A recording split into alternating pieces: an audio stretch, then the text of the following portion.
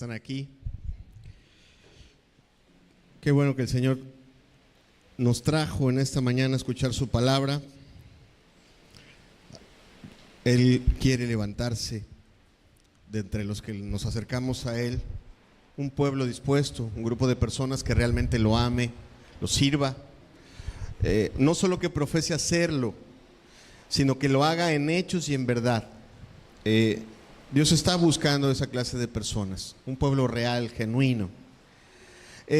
Quiero empezar esta enseñanza. Hoy continuamos con este ciclo basado en el libro de Santiago, que hemos llamado el poder del nuevo nacimiento. Y lo hemos llamado así porque cuando alguien realmente conoce a Cristo y ha nacido de nuevo, su vida sí es transformada, sí es gobernada por los mandamientos de la Escritura, sí es controlada por el Espíritu de Dios, y no solamente es una cuestión que se profese, sino que se viva. Quiero empezar esta enseñanza haciendo un sondeo de opinión. Quiero pedirles que me ayuden. Quiero preguntarles, ¿qué pecado creen que al hombre le sea más difícil dejar? Tienen la palabra. ¿Qué pecado creen ustedes que al hombre le sea más difícil dejar? Levante su voz, dígalo fuerte. ¿Perdón? ¿Tomar? La lascivia de la lengua, el orgullo, la murmuración, la mentira, la falta de perdón, la avaricia contra el Señor.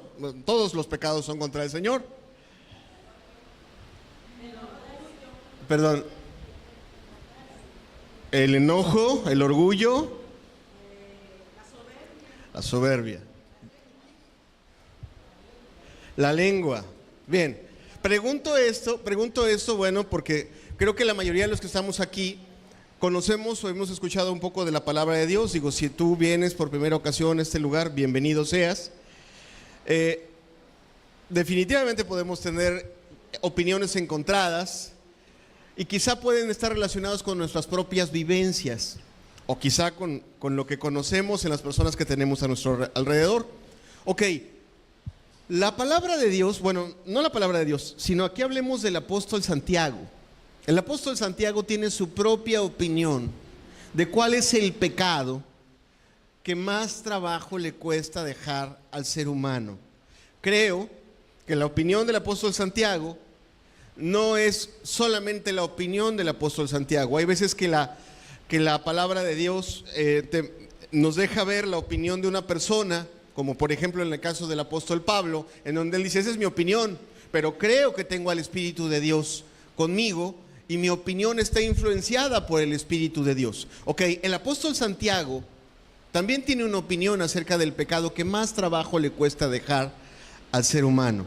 Acompáñame en tu Biblia, por favor, a Santiago 4, versículos número 11 y número 12.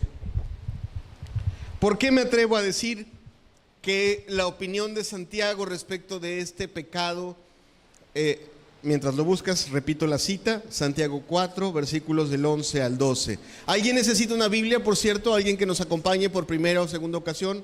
¿No trae su Biblia? ¿Necesita una? Levante su mano.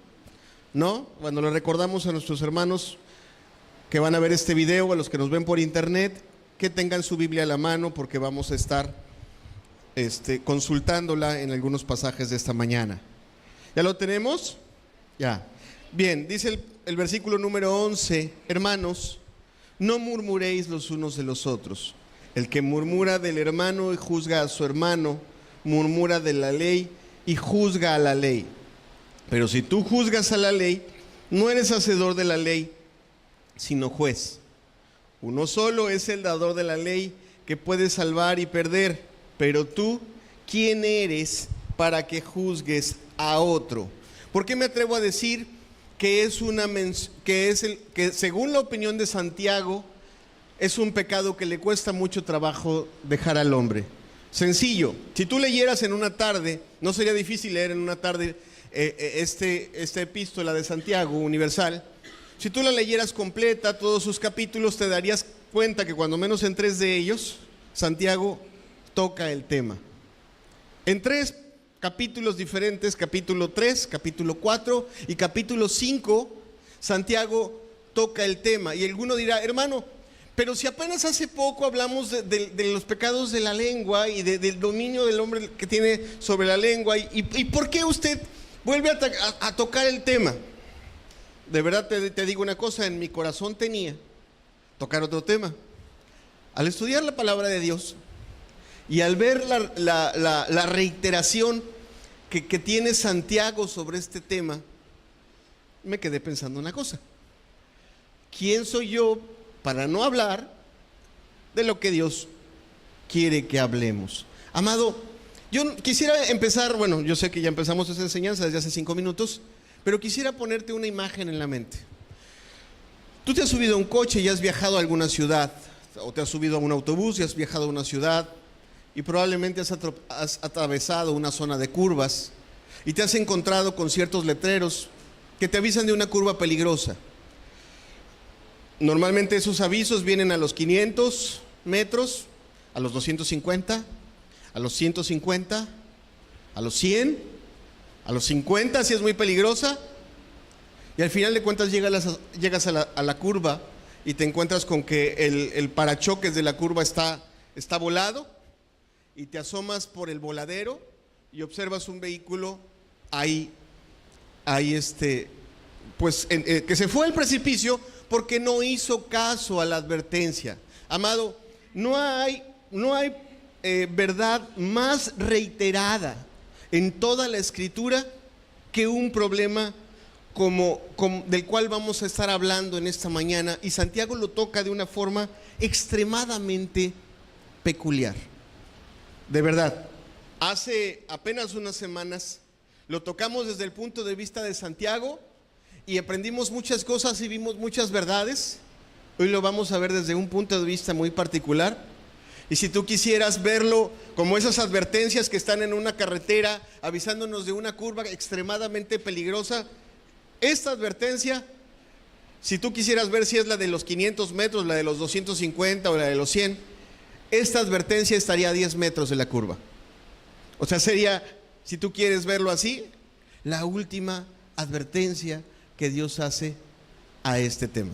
Vamos a hacer una oración y vamos a pedirle al Señor que sea su Espíritu el que nos alumbre con su palabra en esta mañana. Bendito sea, Señor. Gracias por los momentos de alabanza, de adoración. Gracias porque estamos todos reunidos. Gracias de antemano porque sabemos que tus intenciones en esta mañana para con nosotros son hacernos el bien. Pensamientos de paz y no de mal hay en tu corazón, Señor amado. Por lo tanto te pedimos hoy que nos des completa libertad a un servidor para hablar, que tu Espíritu tome mi boca, completa libertad a todos para recibir tu palabra como de parte tuya, para recibirla en el corazón, para entender tus profundos pensamientos, Señor. Y Padre, sobre todo el poder que viene de tu Espíritu para ponerla por obra. Bendícenos y ayúdanos en esta mañana, Señor. Amén. Bien, lo primero que vamos a entender, he dividido esta enseñanza en cuatro cuestiones básicas. La primera es quizá entender el por qué Dios se mete tanto con lo que sale de la boca del hombre, con la prohibición de murmurar. Vayamos de nuevo al versículo número 11. Y viene un mandamiento en términos del Nuevo Testamento. El Nuevo Testamento también tiene mandamientos. No todo es gracia, no todo es fe. Tiene mandamientos expresos. Y el versículo número 11 tiene uno de ellos, o la reiteración bíblica de un mandamiento para cada uno de nosotros. Dice: hermanos, no murmuréis los unos de los otros. Hermanos, no murmuréis los unos de los otros. Primero déjame decirte, antes de explicarte qué es murmurar, qué es lo que Dios permite y qué es lo que Dios no permite. ¿Qué sí permite?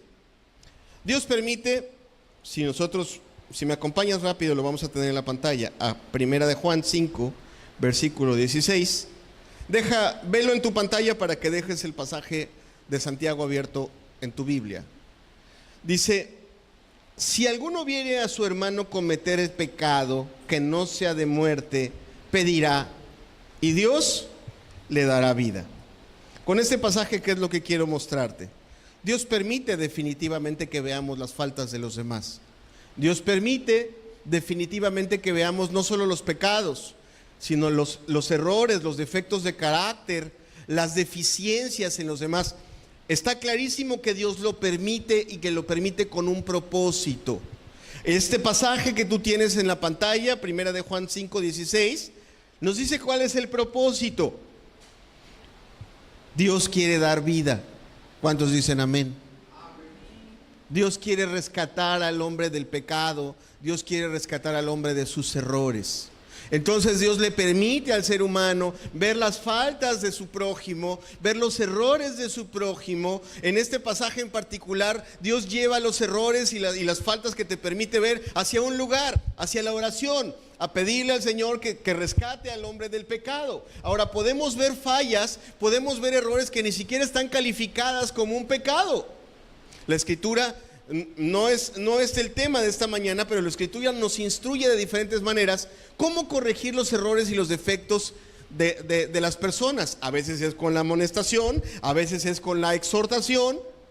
La cuestión es que la Biblia nos lleva a dos cosas cuando vemos los errores y las faltas. Nos lleva a orar y nos lleva a hablar. ¿Estamos de acuerdo con eso? ¿Cuántos dicen amén? Eso es lo que Dios quiere. Ahora bien, la Biblia sí permite formarme un concepto o un juicio de lo que hacen los demás. Para yo poderle decir a una persona que está en pecado, o para yo poder ir con Dios a decirle que tenga misericordia de una persona que está cometiendo un pecado, necesariamente tengo que formarme un juicio en mi cabeza para poder ir a rogar de manera correcta. Imagínate tú que fueras en la mañana a decirle: Señor, mira, vengo a orarte por una persona que no sé si está haciendo bien o si está haciendo mal, pero ten misericordia. Pues como que no, ¿verdad?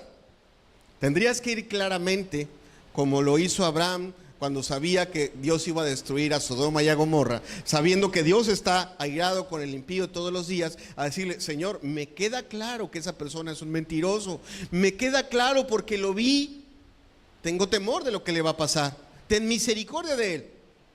¿Sí?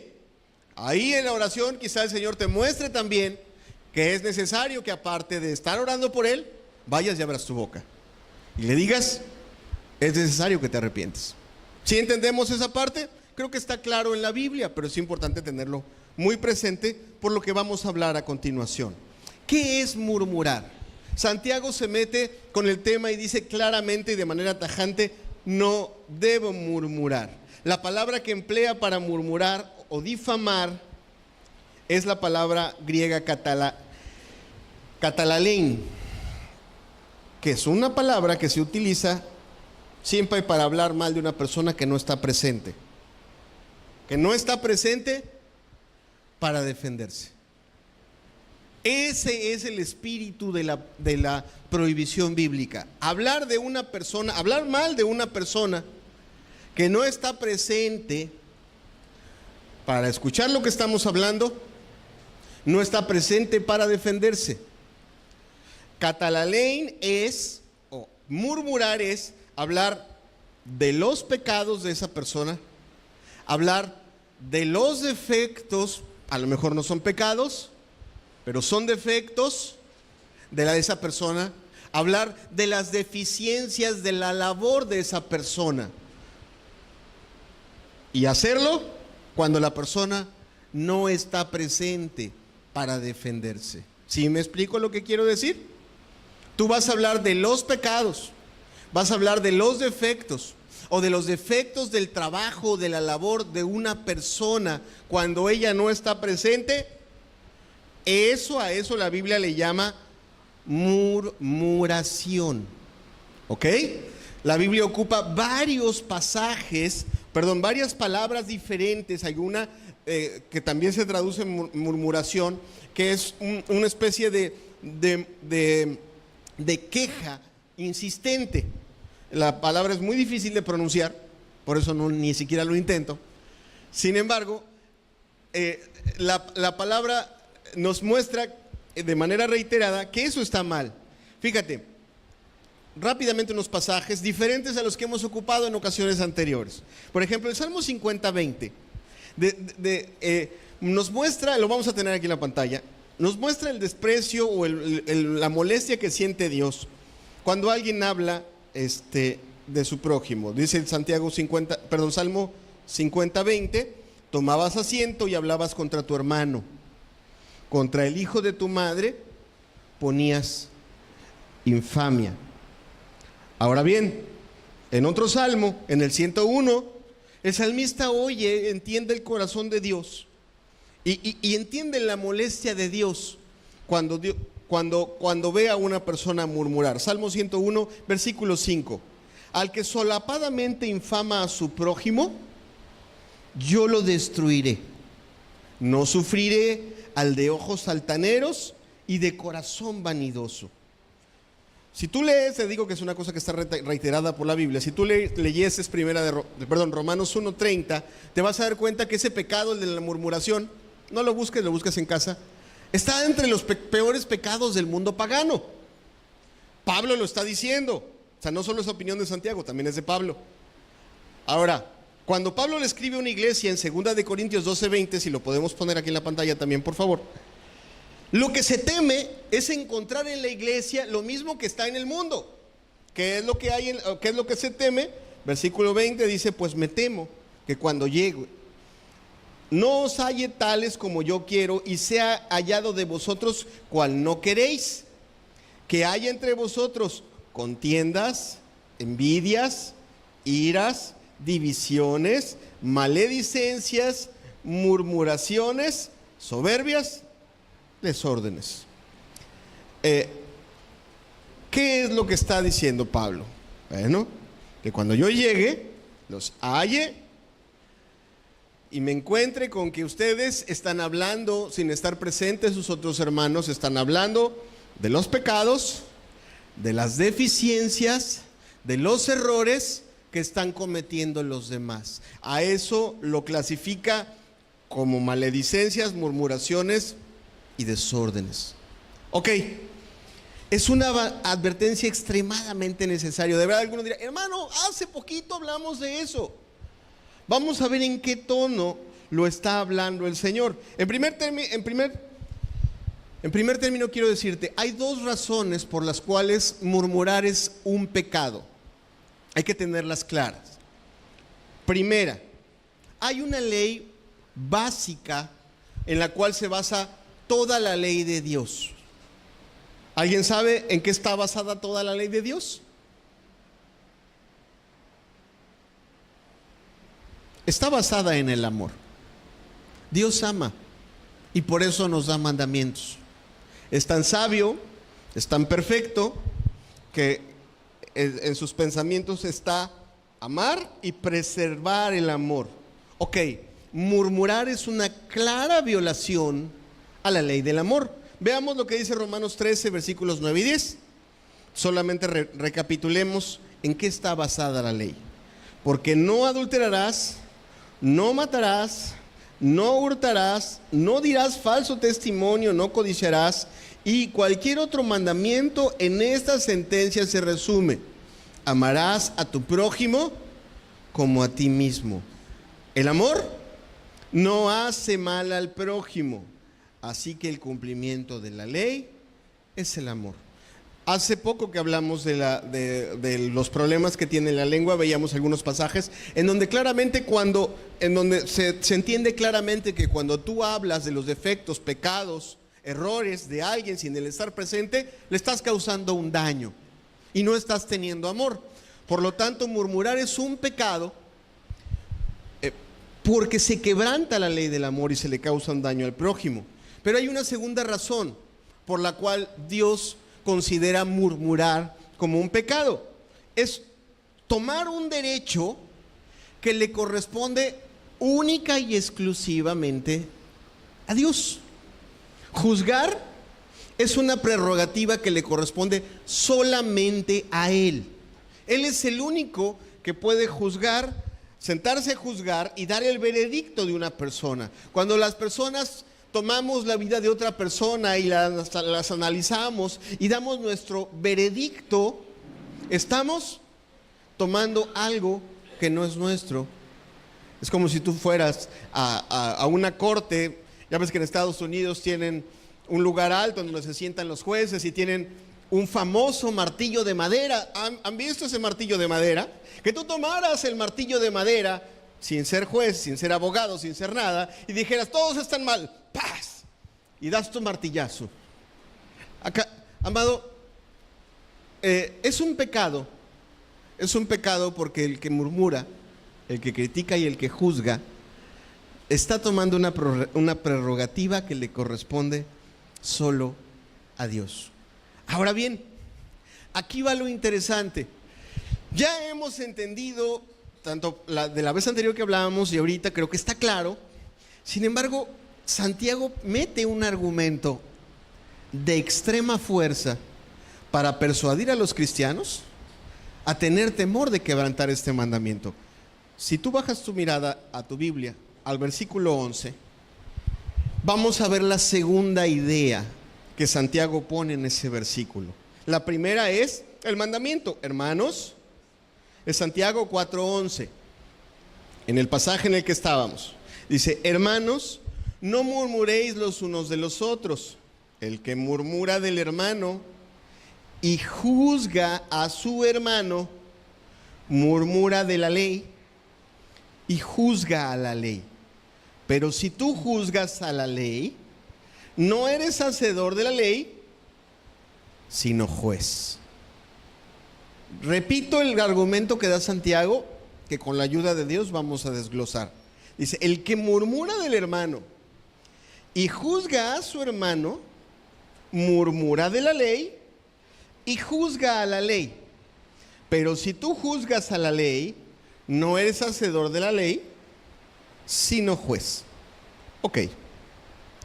Tenemos ahora un mandamiento expreso desde el Antiguo Testamento, expreso de muchas maneras y de muchas formas, reiterado de muchas maneras, y también vemos en la conducta del hombre la reiterada intención o la reiterada voluntad de quebrantarlo.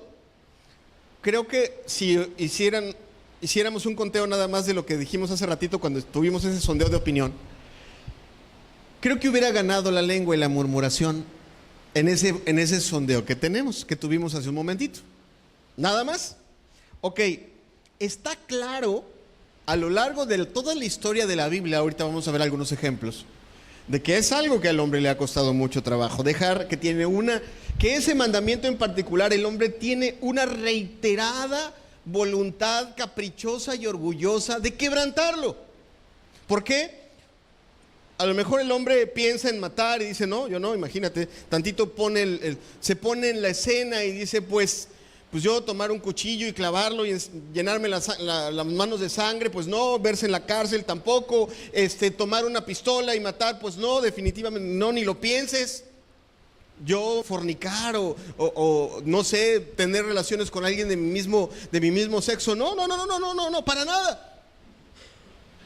Pero hablar de otro ser humano, de sus defectos, de sus errores, de sus desaciertos, es algo que al hombre no le asusta. No le asusta. El hombre no tiene un temor natural para hablar de otros. Entonces aquí Santiago tiene que utilizar un argumento mucho más fuerte para persuadir a los cristianos acerca del gravísimo error que están cometiendo al quebrantar este mandamiento. ¿Cuál es el argumento? Existe una ley, tú la quebrantas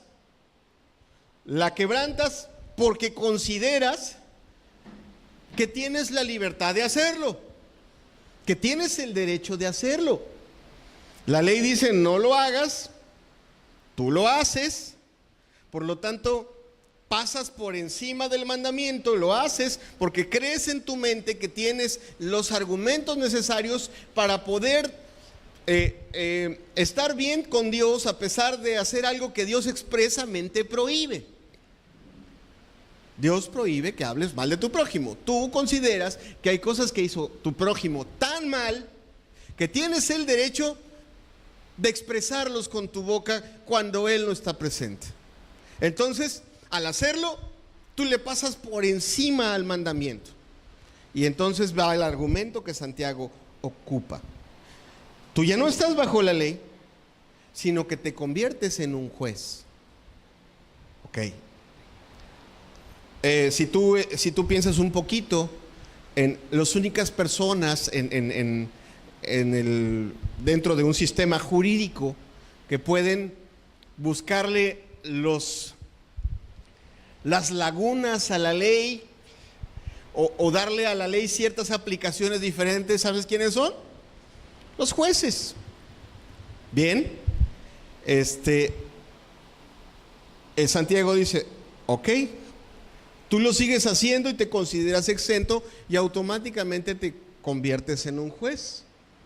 Al no obedecer el mandamiento, con tu conducta, tú estás señalando no solo a la persona a la que estás criticando, de la cual estás hablando mal. Con tu conducta tú también estás diciendo que la ley es deficiente y que no te aplica a ti, que es una ley que es imperfecta y que no te aplica a ti. Porque si para ti fuera perfecta, tendrías temor y la respetarías. ¿Cuántos dicen amén? Pero para ti es una ley imperfecta. Tú ves las faltas y defectos de tu prójimo y para ti son tan graves que te pasas el mandamiento, expresas con alguien las faltas y defectos de tu prójimo sin haberlas hablado con él. Debe de haber una imperfección en la ley. O sea, no solamente son las imperfecciones de tu prójimo, la ley definitivamente para ti es imperfecta.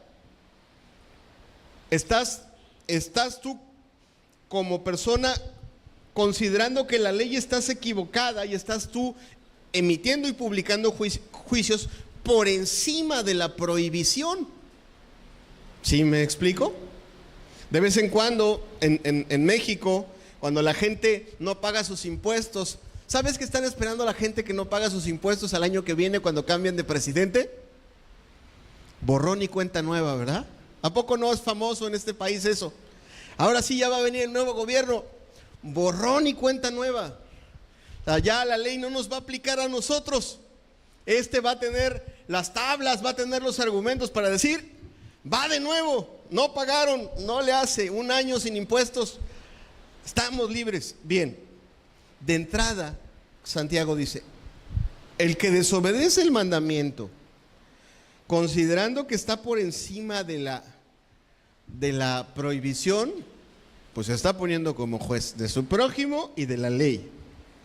Y amado, los que se creen con ese derecho hacen una mala interpretación de un pasaje que vamos a ver a continuación. Te pido un favor, deja marcado Santiago con un lápiz, un separador, y acompáñame en tu Biblia Mateo 7, versículo número 1. En un momento vamos a regresar a Santiago, pero vayamos a este pasaje que quizás es la raíz de las malas interpretaciones y quizás es la raíz de los que teológicamente se creen con el derecho de criticar y de juzgar a otras personas. Mateo 7, versículos 1 al 5, son las palabras del Señor Jesucristo en ese precioso sermón de la montaña. ¿Ya lo tenemos? Mateo 7, versículos del 1 al 5. Cuando lo tengamos, digamos amén. Bien. Palabras del Señor Jesús dicen, no juzguéis para que no seáis juzgados, porque con el juicio con el que juzgáis, seréis juzgados, y con la medida con que medís, os será medido. ¿Y por qué miras la paja que está en el ojo de tu hermano, y no echas de ver la paja que está en tu propio ojo? ¿O cómo dirás a tu hermano, déjame sacar la paja de tu ojo, y he aquí la viga en el ojo tuyo. Hipócrita, saca primero la viga de tu propio ojo, y entonces verás bien para sacar la paja del ojo de tu hermano. Hay tantas cosas que podemos tomar de este pasaje.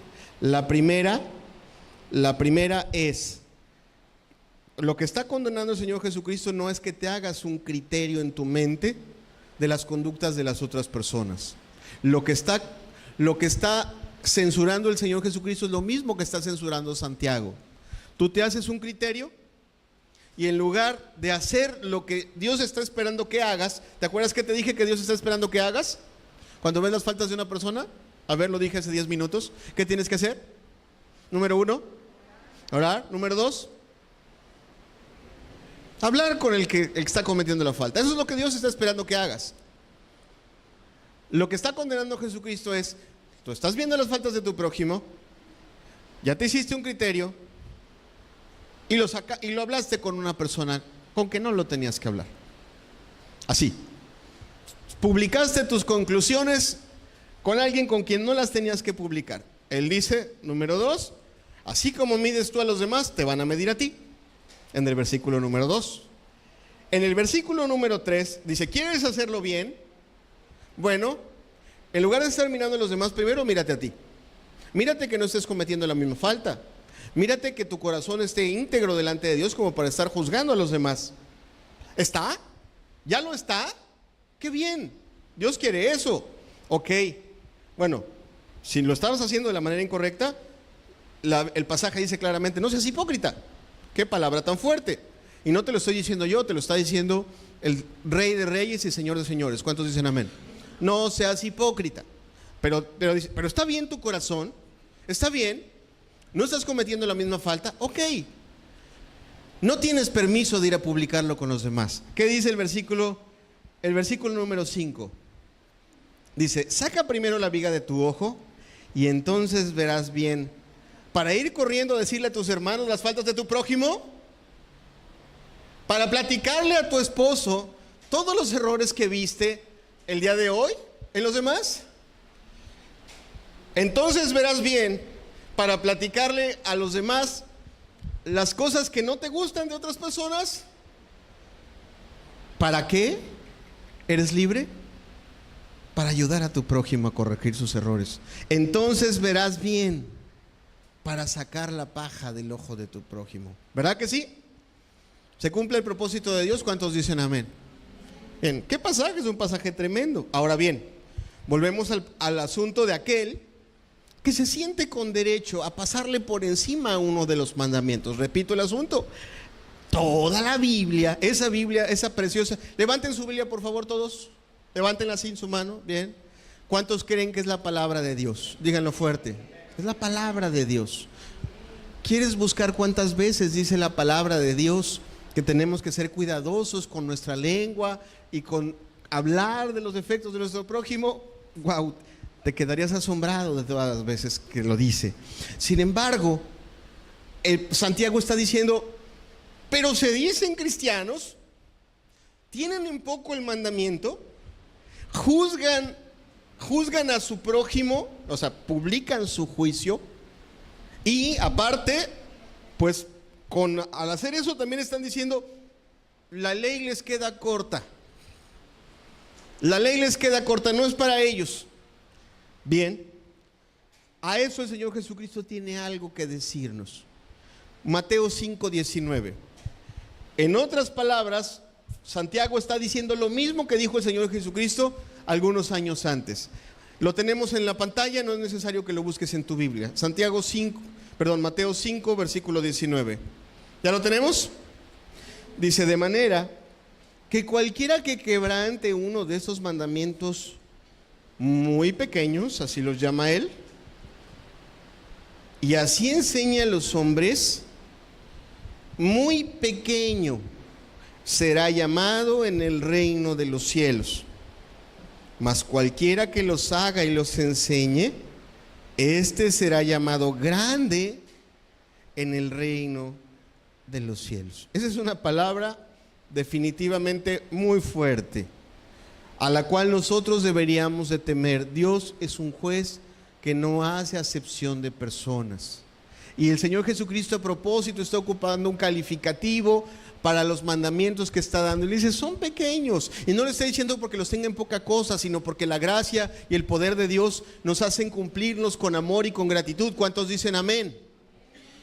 Para nosotros, para los que amamos a Cristo, realmente guardar los mandamientos de Dios no son una pesada carga, son una carga ligera, porque entendemos que Dios nos ama, porque entendemos que mientras nos conduzcamos dentro de esos mandamientos, estamos en un círculo de protección divina, y el ángel de Jehová acampa alrededor de los que le temen. ¿Cuántos dicen amén?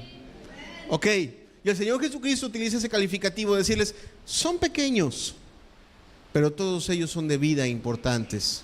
Y aquel que tiene a uno de esos mandamientos como cosa pequeña y no lo respeta, a ese mismo, no ahorita, sino cuando estemos llamados allá, también se le tendrá de la misma manera. Como tuvo el mandamiento, tú lo tuviste en poco, Dios te tendrá en poco a ti. Wow, qué tremendo es eso.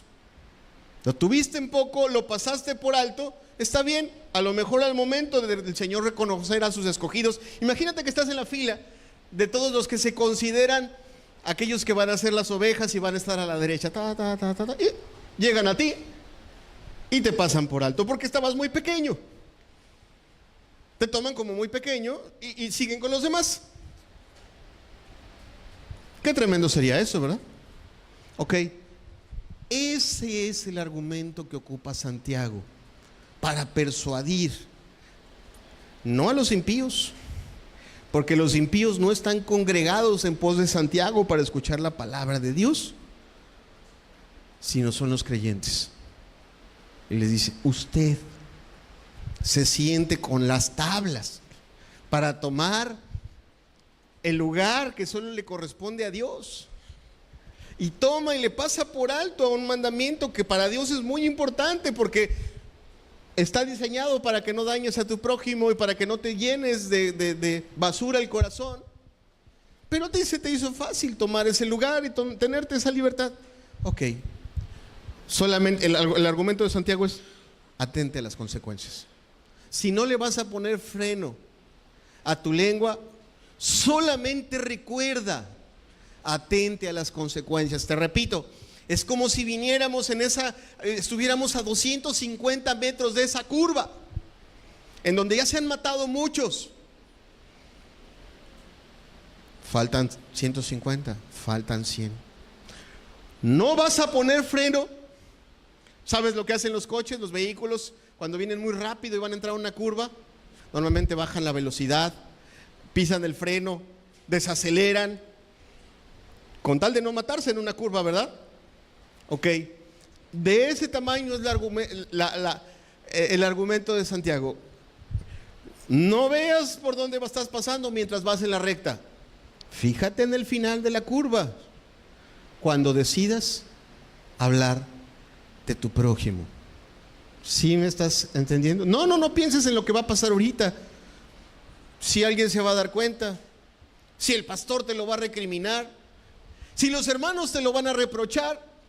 A lo mejor esas solo serían las advertencias intermedias.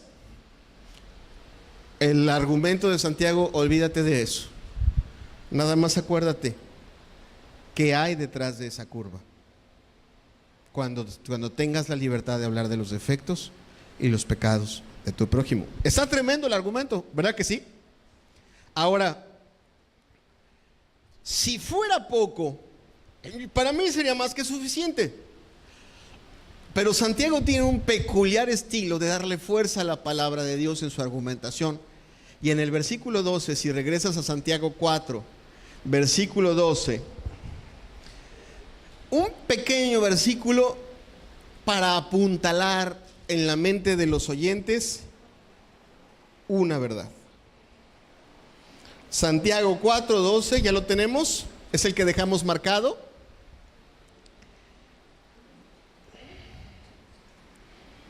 ¿Ya lo tenemos? Santiago 4:12 dice, uno solo es el dador de la ley que puede salvar y perder. Repito el argumento. Uno solo es el dador de la ley que puede salvar y perder. Lo que hace Santiago ahí es decir, ya entendimos que nos estamos pasando las trancas y que estamos haciendo cosas por encima de la ley del Dios al que decimos que amamos. Ok, déjenme decirles una cosa más. Solo hay uno que va a juzgar correctamente. Solo hay uno que tiene la autoridad para dar el veredicto sobre la conducta y la vida de todas las personas. ¿Cuántos dicen amén a eso? Solo hay uno, nada más existe uno. A nosotros pudiera molestarnos mucho que conociéramos una persona que ha sido un marido que ha abandonado a su mujer, ha sido un alcohólico, le ha pegado, no le ha dado de comer a sus hijos, no le ha dado, no le ha ayudado a comprar pañales, no le ha ayudado a que vayan a la escuela. Ellos han tenido que ir a ganarse su propio pan.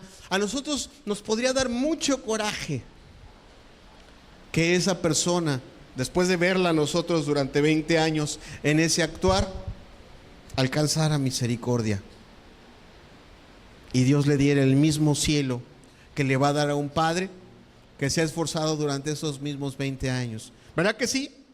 A lo mejor podría darnos algo de indignación, pero ¿por qué van a recibir lo mismo? El argumento de Santiago es el siguiente: porque solo hay uno que da el veredicto.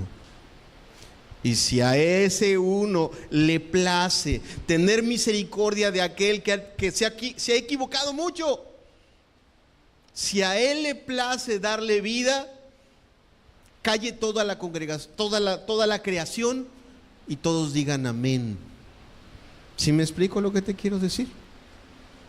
Nosotros aquí podríamos tener muchas quejas en el corazón, muchas indignaciones, y no entender muchas cosas, y no entender cómo Dios es paciente y tolerante con muchas personas. Podríamos no comprender por qué Dios permite tantas cosas. De hecho, si tú lees la historia del rey David, un hombre que entendía el corazón de Dios, cuando David era misericordioso y toda su gente era tremendamente brava, el pueblo esperaba venganza y David otorgaba misericordia, y la gente se molestaba. Su jefe de armas, Joab, se indignaba. Digo, al final de cuentas respetaba la voz de su señor y rey. Pero había algo diferente en David, el rey David, del resto de los hombres. Él tenía un corazón misericordioso y definitivamente un corazón paciente. ¿Y cuántos creen que así es el corazón de Dios? ¿Cuántos dicen amén a eso? Dios es misericordioso y es paciente. El corazón del hombre es impaciente, es orgulloso. El corazón del hombre es duro con el mismo hombre. Muchas veces una mujer dice, bueno, yo ya me entregué, tengo un mes de cristiana, ¿por qué no está ese hombre aquí ahorita pidiendo perdón de rodillas? Porque no es a tus tiempos, mujer. Así de sencillo. Ni es a tu gusto tampoco. Es a gusto del Señor y nada más. Uno solo tiene el derecho de pronunciar una aprobación o una sentencia, y ese es Dios. Dice Deuteronomio 32:39, dice así, lo tenemos en la pantalla: ved ahora que yo soy, y no hay dioses conmigo. Yo hago morir y yo hago vivir. Yo hiero y yo sano, y no hay quien pueda librar de mi mano. Dios dice, ese es un derecho que me corresponde solamente a mí. Así. Por lo tanto, todos los otros juicios salen sobrando. Tu opinión, la mía, la de todos juntos, si hacemos un concilio ahorita para pronunciarnos acerca de los defectos de alguien o los pecados de alguien, amado, no me malentiendas, pero sale sobrando. El día del juicio sale sobrando. A lo mejor la iglesia tendrá cierta autoridad en ciertas cosas que no es precisamente el tema del día de hoy. Pero las cosas que se deben de juzgar en la iglesia no se juzgan publicando las sentencias. Aquí la cuestión es, todo sale sobrando y juzgar y publicar es usurparle a Dios el lugar que le corresponde. Déjame ponerte algunos ejemplos bíblicos. Aquí necesito ponerte ejemplos bíblicos porque es la Biblia la que nos pone realmente cuál es la reacción de Dios ante una cuestión y la otra. Y pensemos de personas que fueron elegidas por Dios. Escúchame bien, antes de ponerte estos 3 ejemplos, quiero que tú tengas en tu mente algo. Las personas de las que hablan estos ejemplos bíblicos, en todos los casos, fueron elegidas por Dios para salvación. Y yo quisiera que tú veas en cada uno de esos ejemplos cómo Dios muestra su total desaprobación ante una u otra cuestión. El primer ejemplo que te pongo es el de Noé. Todos conocemos la historia. Dios llama a Noé, Noé construye un arca, Noé mete a su familia en el arca, a sus hijos, a sus nueras, un diluvio, pasa el diluvio, los que perece la humanidad, quedan Noé y su familia. ¿Cuántos creen que esos que estaban en el arca fueron a los que Dios escogió para ser salvos? ¿Cuántos dicen amén? Yo creo que sí, porque escucharon la voz de Dios en un inicio. Sin embargo, uno de los hijos de Noé ya en un momento de vejez y de debilidad, pues hace con unas uvas un vinito, se fermenta, se pasa de copas, se emborracha, se queda desnudo, y uno de sus hijos lo encuentra desnudo. Y ese hijo, en lugar de ser fiel al cuidarlo, pareciera que le dijeron: aquí tiene su bandera, toma. Pareciera que agarró la bandera y dijeron: ¡Ey! Aquí está papá desnudo, borracho y desnudo. Y le fue a decir al resto de sus hermanos. Uno de ellos, con más temor de Dios, tapó a su padre y sin mirarlo, lo puso aparte. ¿Tú sabes cuál fue la reacción? Noé maldijo a toda la descendencia de ese hijo que lo descubrió. ¿Y sabes qué pasó? Dios respaldó esa maldición. Dios demostró que no estaba nada contento con esa actitud similar a la actitud que uno tiene al murmurar. Te pongo otro ejemplo. ¿Alguien sabe cómo se llamaban los hermanos de Moisés? A ver, la hermana, ¿cómo se llamaba? Miriam o María y Aarón. Vuelvo a preguntar. ¿Alguno duda de que fueron escogidos por Dios para salvación? ¿Ellos dos? ¿Fueron escogidos por Dios para salvación? Bien, imaginémoslos ahora en el desierto. Imaginémoslos viendo a su hermano Moisés dirigir a un pueblo en una labor difícil y dando órdenes o instrucciones que quizá gustaban o no gustaban, pero había que obedecerlas. Imaginémoslos un momento empezar a quejarse y decir: ya nos cansamos de que Moisés nos esté dando órdenes, empezar a platicarlo entre ellos y quizá empezar a platicarlo entre otros.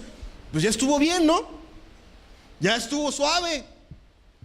Ya nosotros también, también nosotros pasamos el mar y también a nosotros también Dios nos escogió.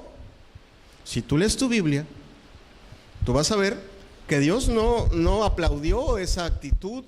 Yo estoy seguro que Moisés no era perfecto, aunque definitivamente si alguien tenía un carácter más cercano al corazón de Dios era Moisés.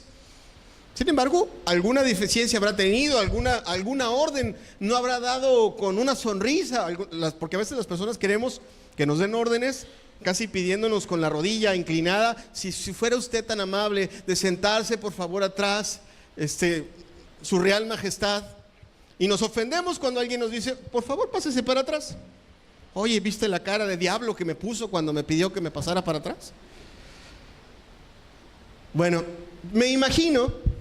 quiero imaginar que en el desierto, en ese calor tremendo, con tanta gente molesta, quejumbrosa, no tenemos agua, no tenemos esto, no tenemos esto otro. ¿A qué hora vamos a poner las tiendas? ¿A qué hora las vamos a quitar? Ya vamos otra vez y acabamos de llegar. En ese contexto, dos personas fastidiadas de la autoridad que tenían: Aarón y María. Y empiezan a decir: pues ya estuvo bueno, ¿no? Ya estuvo bueno de que este hombre esté dando las instrucciones, y aparte de todo, haciéndolo delante de otros que lo escucharon también.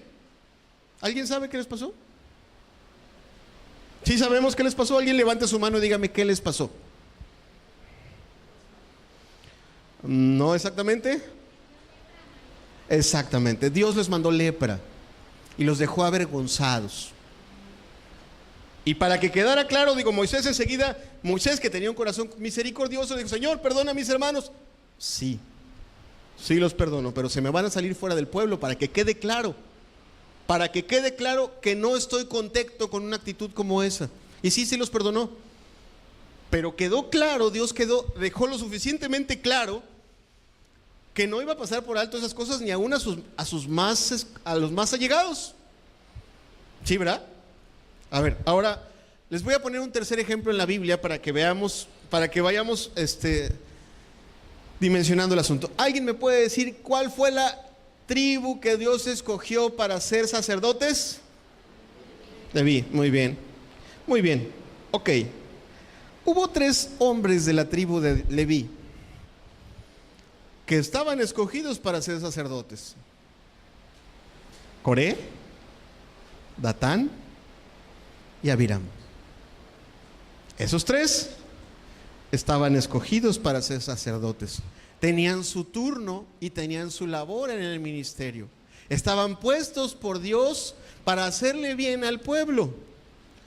Sin embargo, ya no les gustó la forma en la que Moisés o la forma en la que Dios utilizaba a Moisés para reprender los pecados del pueblo, y empezaban a decir: pues ¿qué te pasa? ¿Por qué tratas tan duro a esta generación? Todos ellos son un pueblo santo. Se levantaron, se quejaron, murmuraron e hicieron lo que en la Biblia se le llama detracción. Primero juzgaron, murmuraron, platicaron entre ellos, entre otros, se hicieron un grupo lo suficientemente importante y después le fueron a plantar la cara a Moisés y hicieron lo que la Biblia le llama detracción. Ya una vez que estaban ellos confabulados y fortalecidos por lo que habían platicado, le pusieron la cara y le dijeron: no estamos de acuerdo, no son así las cosas. Bien, Moisés dice: vamos a ver con quién está Jehová. Vamos a ver con quién está Jehová. Preparen sus incensarios, que nos vamos a acercar a Dios. Son levitas, prepárenlos por favor. La cosa es que, lo vamos a decir a la mexicana, al momento de la verdad, se echaron para atrás y ya no querían ir. Primero muy valientes hablando a espaldas de Moisés, pero a la hora de la verdad, a la hora de demostrar con quién iba a estar Dios, ya no quisieron ir. Si tú lo lees, lo puedes encontrar al ratito en tu casa, en Números 16. Por cierto, hermana, menos preparando Números 16:30 mientras les platico el resto de la historia. ¿Qué pasó? Ya no quisieron ir. Entonces Moisés les dice: a ver, mándenlos llamar. Pues no vamos a ir.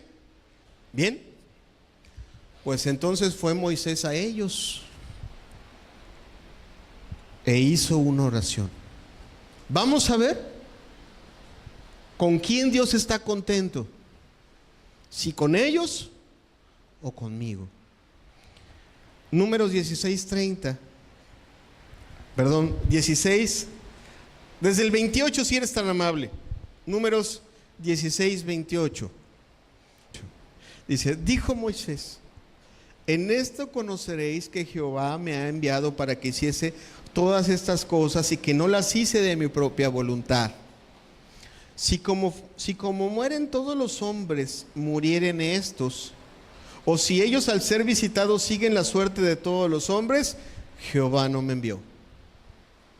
Mas si Jehová hiciere algo nuevo, y la tierra abriere su boca y los tragare con todas sus cosas y descendieren vivos al Seol, entonces conoceréis que estos hombres, subrayo, irritaron a Jehová.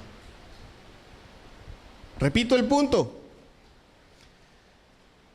Mas si Jehová hiciere algo nuevo y la tierra abriera su boca y los tragare con todas sus cosas y descendieren vivos al Seol, entonces conoceréis que estos hombres, léelo conmigo, irritaron a Jehová. Ese es el argumento de fuerza que ocupa Santiago.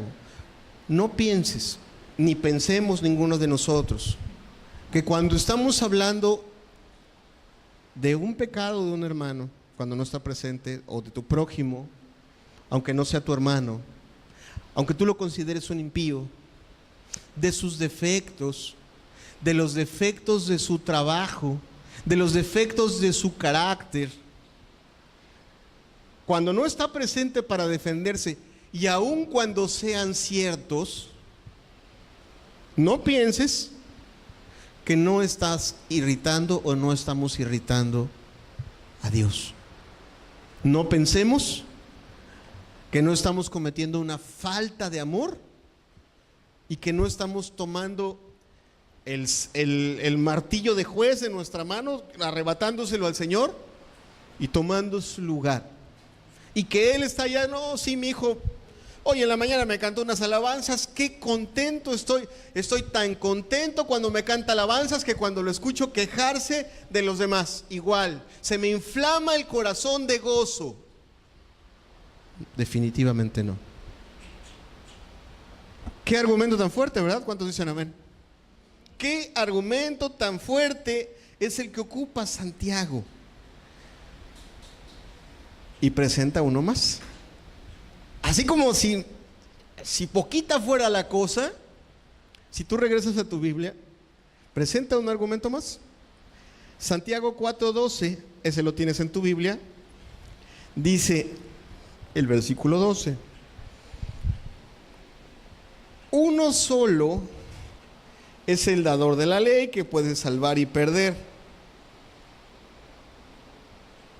Y ahí va lo interesante, dice: pero tú, ¿quién eres para que juzgues a otro?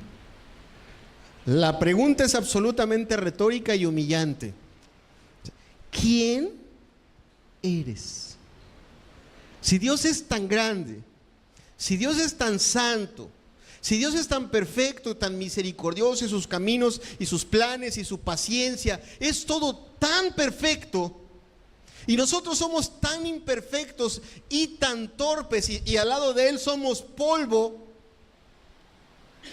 la Escritura dice: ¿quién eres? ¿Quién eres? Aquí, imagínate tú que llegara, no sé, una persona en estado de ebriedad y se parara aquí junto a nuestra hermana Alicia y empezara a decirnos: pues Cristo nos ama, pero borracho, apestando a orín, y empezar a decirnos: a ver, usted, la de allá atrás, arrepiéntase, y usted allá, la señorita también. ¿Qué pensarías en tu corazón? ¿Y este loco qué le pasa, no? ¿Verdad? A este loco, ¿qué bicho le picó? ¿Qué le pasa? ¿Qué se cree? O sea, ¿en dónde se le cayó, no se le zafó el tornillo para que venga y haga esa clase de locuras? ¿No?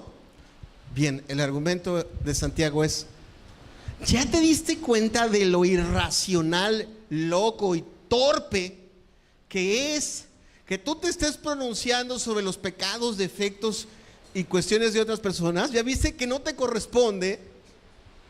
Es como si todos conocemos o hemos visto a lo mejor algún programa en donde se ve una corte de los Estados Unidos, en donde se ve así el lugar precioso donde está el juez. Los de México no inspiran mucho, pero los de Estados Unidos se ven bonitos, así con madera y todo el asunto. Imagínate que llegara, lo digo con respeto, no tengo nada en contra de un digno oficio, pero que llegara el barrendero cuando está la sala vacía y empezar a agarrar el martillo y empezar a decir, a ver usted, policía, entre, y empezar ahí a decir de cosas. A ver, y pasen los testigos, ¿no? Cuando entran todos, cuando entra su señoría el juez, y cuando entran todos los que tienen que entrar, pues tú quién eres, ¿no? ¿Qué haces aquí haciendo el ridículo? Bien, el argumento de Santiago es el mismo. ¿Ya te diste cuenta de la barbaridad que estás cometiendo? Aparte del problema en el que te estás metiendo, otro lo va a juzgar definitivamente. Todo lo que tú dijiste o dejaste de decir en esta vida, en la eternidad, mira, no va a servir absolutamente para nada. Lo que tú y yo digamos de un ser humano no va a determinar su eternidad o no eternidad. O sea, si pasa la vida con Cristo o no la pasa con Cristo, no va a determinar eso. Tampoco va a cambiar el amor y la paciencia que Dios pueda tener para con esa persona. Si se arrepiente, Dios tendrá misericordia de él. Así lo haga en el último segundo de su muerte. ¿Cuántos dicen amén? Entonces, lo que tú digas o pienses, y lo digo con respeto, delante de Dios no importa absolutamente nada. Es como la hormiga que está allá parada, ¿la ves? Volteen todos por favor al muro que está allá arriba. ¿Ven esa hormiga que está ahí? ¿No? Exacto, así es nuestra opinión delante de la opinión de Dios. Así es. No sirve para nada. Es vana, es destructiva y nos humilla a nosotros mismos. Escúchalo bien. A quien deja en vergüenza es a ti mismo. Así de sencillo. Así de sencillo. Qué fuerte argumento. Dice, tú dirás, bueno, es que hermano, Santiago era un poco duro, era espadero. Alguno va a decir, Santiago era espadero. Déjame mostrarte otro espadero en la Biblia. Romanos 14:4, por favor. Romanos 14:4 dice exactamente lo mismo. Dice, ¿tú quién eres? Otra vez. Que juzgas al criado ajeno. Para su propio Señor está en pie o cae, pero estará firme, porque poderoso es el Señor para hacerle estar firme. Quiero terminar esta enseñanza. Fíjate que es curioso. La enseñanza de la semana pasada, la de la mundanalidad, si la recuerdas, fue una palabra tan fuerte, pero al final de cuentas terminaba con un precioso con un precioso mensaje de misericordia. Si la recuerdas, decía que la mayor gracia. Ok, estos dos versículos que parecieran un mensaje en medio de dos mensajes, no terminan así. No terminan así. Terminan con esa fortísima reprensión. Y yo quisiera llevar precisamente esa fortísima reprensión a verla como la última reprensión que nos da alguien antes de que suceda una desgracia. A lo mejor, cuando tú puedes ver a una madre educando a sus hijos en cómo conducirse en la calle, les digas, hijo, cuando usted pase la calle, voltee para los dos lados. Y a lo mejor pasan los días y siguen los hijos yendo a la calle y la madre les recuerda la advertencia. A lo mejor van a media cuadra de la calle y les dicen, acuérdense hijos, cuando lleguen a la calle voltean para los dos lados.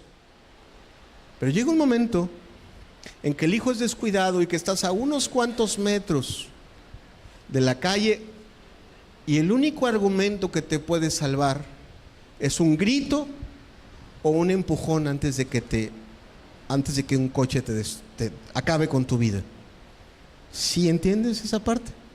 Bien, esta palabra pareciera ser el último argumento divino para persuadir al ser humano que se tiene que guardar de este pecado. Después de este, pareciera ya no hay. Pareciera ya no hay. Si después de esto el corazón del ser humano siguiera sin seguir temor, sin sentir temor y sin guardarse, pareciera que ya no hay para él medicina.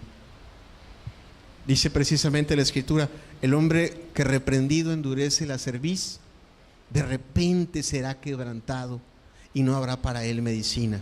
¿Verdad que sí dice así la Escritura?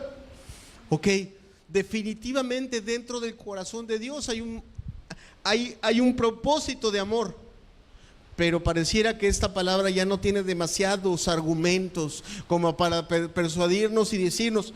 Pareciera que es un grito de última oportunidad que te dice: ¡ya!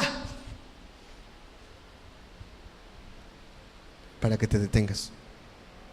Después de esto no hay nada.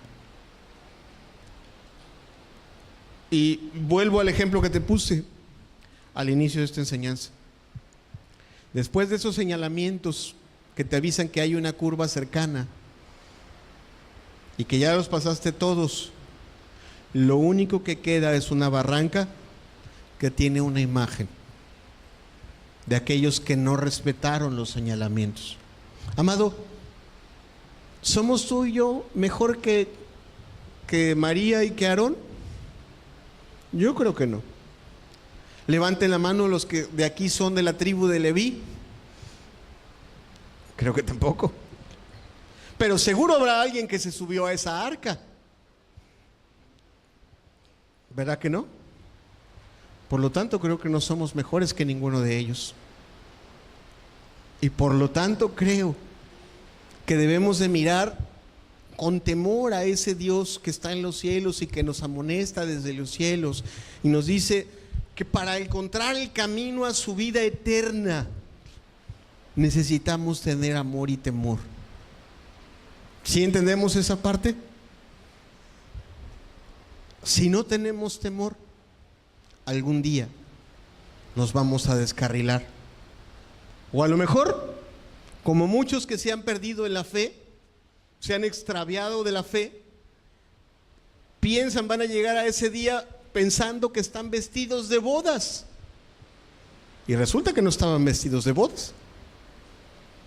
Así nos enseña la Escritura. Pensaban, hay uno en particular que se le pregunta: ¿qué haces aquí sin estar vestido de bodas? ¿No estás listo? Bien, amado, este descuido en particular puede hacer que tú y yo destruyamos todo lo que Dios puede edificar en nuestras vidas. Todo lo que Dios puede edificar en tu familia o lo que puede edificar en esta congregación, en tu iglesia. Deberíamos de tener temor. Temor. La Escritura dice que el que quiera ver días buenos, este versículo se lo enseñan a los niños en la escuela dominical. Estoy seguro que cualquiera de ustedes me pueda ayudar a terminarlo. El que quiera ver días buenos, guarde su lengua del mal y sus labios de hablar engaño. ¿Queremos ver días buenos? ¿Cuántos dicen amén? ¿Queremos ver la bondad de Dios en nuestras vidas? ¿Queremos ver su misericordia? ¿Queremos mirar su rostro sonriéndonos cada mañana? Cuando veamos las faltas de nuestro prójimo, démosle una sonrisa a nuestro prójimo y llevemos sus faltas primero a la cámara secreta con Dios. Y después, si es pertinente y necesario, vayamos de nuevo con nuestro prójimo y con una sonrisa publiquémoselas a él. O si no amerita una sonrisa, hagámoslo con seriedad y con sobriedad. Pero tengamos pánico a abrir nuestros labios para hacer algo que delante de Dios es agradable. Yo no sé si hace rato te ponía un ejemplo, así que bueno, todos nos imaginamos. Yo no me atrevería a jalar una pistola, no me atrevería a meter un cuchillo. ¿Te imaginas las manos ensangrentadas o te imaginas detrás de las rejas ¿podrías imaginarte tu boca llena de sangre? ¿O tus manos llenas de sangre? Si el Espíritu Santo nos ayudara a mirarlo, lo que nuestros labios, lo que podemos hacer, nos ayudara a tener temor, tendríamos cuidado. Amado, termino esta palabra diciendo: necesitamos que la gracia de Dios nos ayude a tener temor. Y si lo que hemos hablado en esta mañana nos redarguye o nos reprende, seamos humildes y digámosle al Señor: perdóname, ten misericordia de mí y ayúdame a tener temor de corazón. Definitivamente esta palabra no está diseñada para condenarte. Esta palabra está diseñada para ayudarte a llegar a la vida eterna. Esta palabra está diseñada para llevarte a conocer al Dios vivo y verdadero. Pero el Dios vivo y verdadero tiene cuidado del que tienes a tu lado. Cuida su imagen, cuida su reputación. Y aun cuando el que tienes a tu lado la pisotee su propia imagen y la destruye a sí mismo, el Dios vivo y verdadero está pensando en cómo restaurarle y cómo volverle a dar un nombre nuevo. ¿Cuántos dicen amén?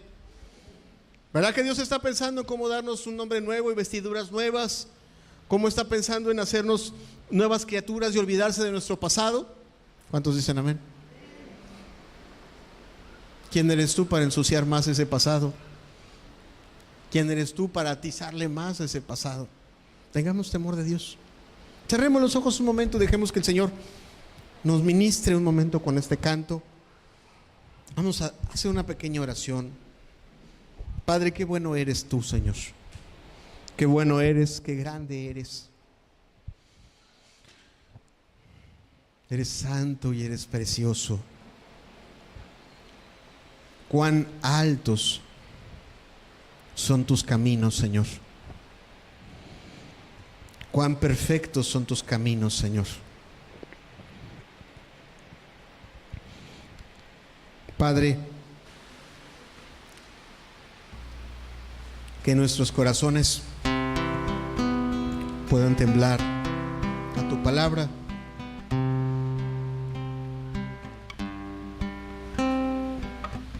Que en nuestros corazones pueda haber ese temor santo del que habla la Escritura.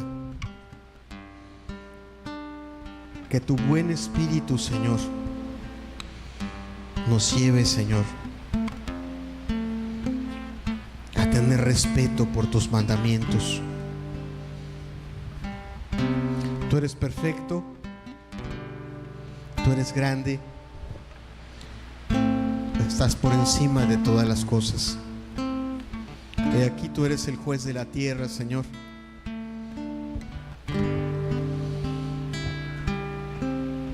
Qué grande eres tú.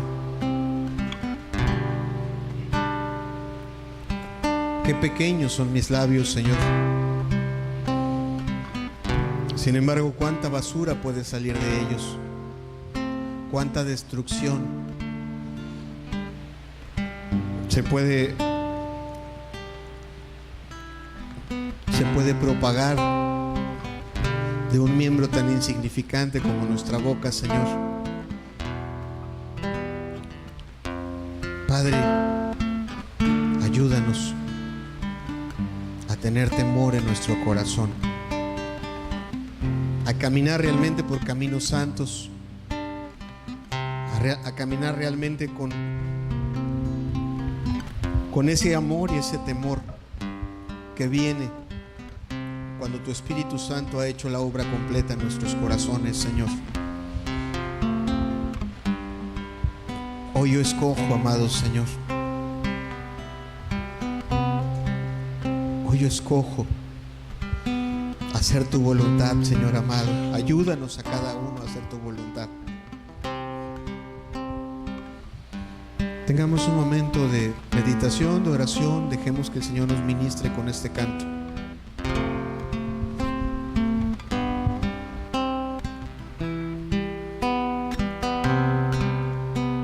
Santo, el más santo,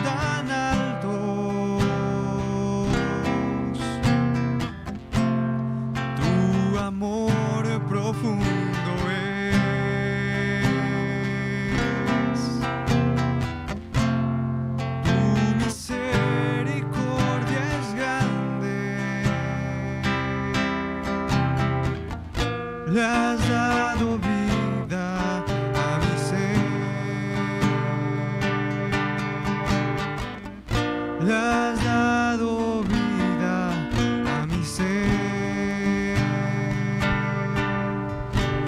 Santo, el más santo, tu amor es santo, Señor. Santo, el más santo, tu amor es santo, Señor.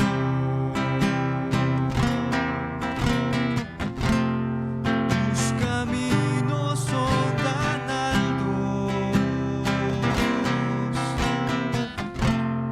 tu amor profundo es.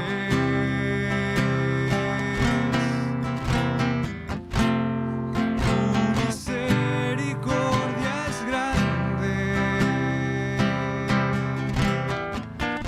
le has dado vida a mi ser, le has dado vida a mi ser. Padre, tu palabra nos prueba y nos refina como se refina el oro y como se refina la plata, Señor. Y nos muestra que el camino es angosto. Este mundo quiere andar en sus propios caminos. Habemos unos cuantos, Señor, que queremos andar en los tuyos, los cuales son mucho más altos, Señor amado. Yo invito a todos los que queremos andar en estos caminos a que nos pongamos de pie y cantemos este canto que cantaba el hermano. Yo quiero andar en esos caminos, por estrechos que sean, Señor. Yo quiero que me des la libertad y que mi corazón se sienta contento andando en tus restricciones, Señor. Cuando tu palabra me señala límites, Señor, quiero sentir mi corazón lleno de gozo, sabiendo que ese camino es sublime y es perfecto, Señor. Dame esa libertad. Dame ese temor, Señor amado, para conducirme dentro de Él, Señor. Santo, el más santo,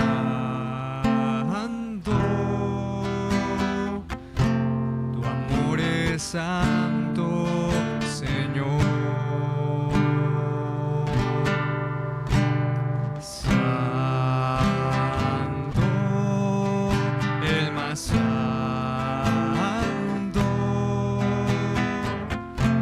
tu amor es santo, Señor. Santo, el más santo,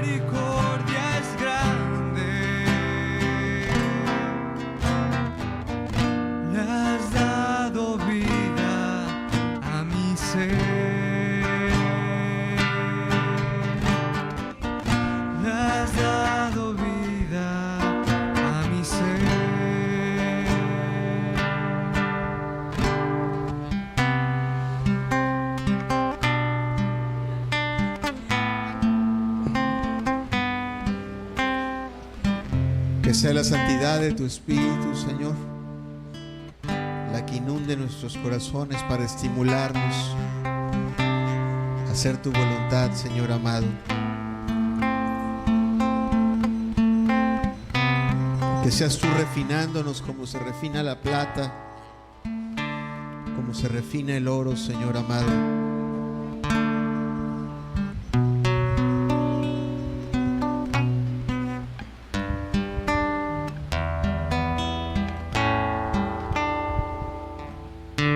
Como jabón de lavadores, fuego consumidor,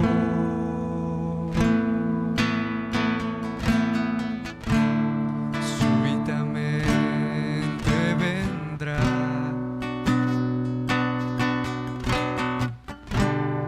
el Señor a su pueblo. Como jabón de lavadores, fuego consumidor, súbitamente vendrá el Señor a su pueblo. Él se sentará y nos refinará hasta que traigan alabanzas, boca y manos limpias. Él se sentará y nos refinará hasta que traigan alabanzas,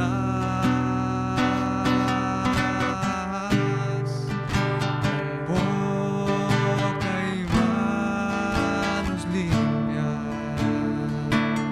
hasta que traigan alabanzas, boca y manos limpias.